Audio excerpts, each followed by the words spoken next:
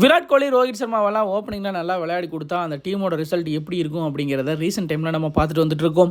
ஒவ்வொரு சீசன்லயும் ஆர்சிபியை பொறுத்தவரை batting performance ரொம்ப நல்லா இருக்குங்க. ஆனா பவுலிங்ல ரொம்ப சொதப்பிட்டு இருப்பாங்க.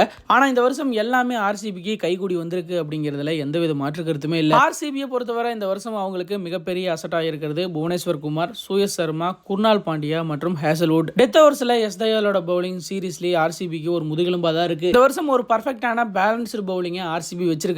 ஃபீல்டிங் ஆகட்டும், பேட்டிங் ஆகட்டும், பவுலிங் ஆகட்டும் எல்லாமே ஆர்சிபி கிட்ட கொஞ்சம் வலுவா தாங்க இந்த வருஷம் இருக்கு. ஹோம் கிரவுண்ட்ல தோத்துட்டு இருந்த ஆர்சிபிக்கு நேற்றைய வெற்றி அவங்களுக்கு ஒரு வலுவான கம்பேக் கொடுக்கறதுக்கு ஒரு நல்ல சான்ஸா இருந்திருக்கும். நேற்றைய வெற்றிக்கு மிக முக்கியமான காரணம் அப்படின்னு கேட்டீங்கன்னா விராட் கோலி பேட்டிங்னு சொல்லலாம். அது மட்டும் இல்லாம ஹேசல்வுட், எஸ் தயால்ங்கிற பவுலர்ஸ் எல்லாமே டெத் ஓவர்ஸ்ல ரொம்ப அருமையா போட்டாங்க. அன்சோல்டான ஒரு பிளேயரை உள்ள எடுத்து அந்த பிளேயரும் நல்லா பர்ஃபார்ம் பண்ணிட்டு இருக்காரு பட்டிக்கல். ஆர்சிபி மும்பை இந்தியன்ஸ் பின்னாடி தள்ளி 3வது பிளேஸுக்கு வந்துட்டாங்க டேபிள்ல. வருஷம் ஆர்சிபி கப் அடிக்கிறதுக்கு அதிக சான்ஸ் இருக்கும் போல இருக்கு. நீங்க என்ன நினைக்கிறீங்க? கமெண்ட் பாக்ஸ்ல மறக்காம கூட ஷேர் பண்ணிக்கோங்க.